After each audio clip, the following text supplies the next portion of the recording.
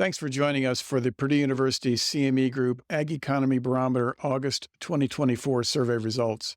I'm Jim Minter, Director of the Purdue Center for Commercial Agriculture, and I'm going to share with you the highlights of this month's survey. The Ag Economy Barometer index fell 13 points to a reading of 100.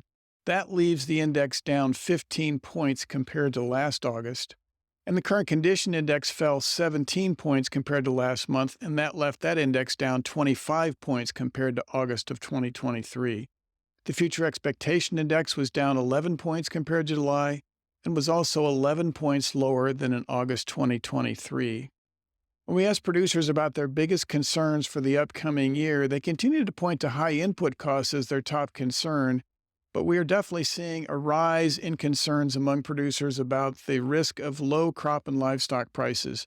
This month, that nearly eclipsed the percentage of people who chose high input costs, with 30% of producers in the survey this month saying lower crop and livestock prices is one of their top concerns, compared to just 20% who chose that same choice last year this time.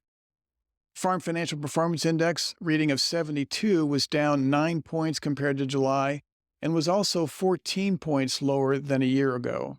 The Farm Capital Investment Index fell 7 points this month to a reading of 31, and that left it 6 points below where it was this time last year. The August index reading is tied for the lowest investment index reading since data collection began back in 2015.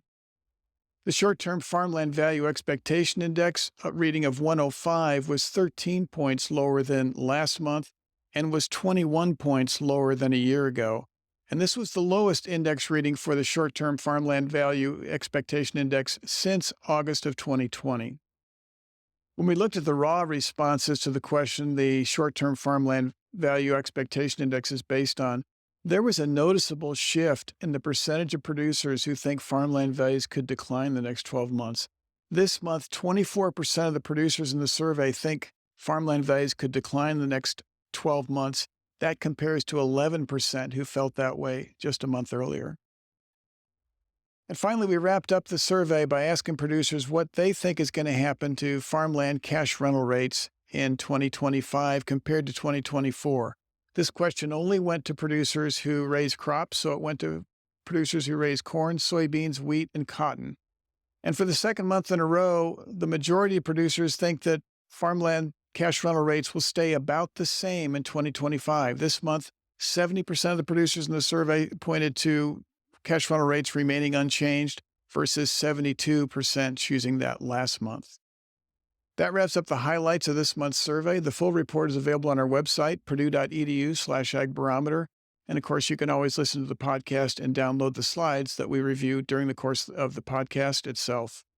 On behalf of the Center for Commercial Agriculture, I'm Jim Minter. Thanks for joining us.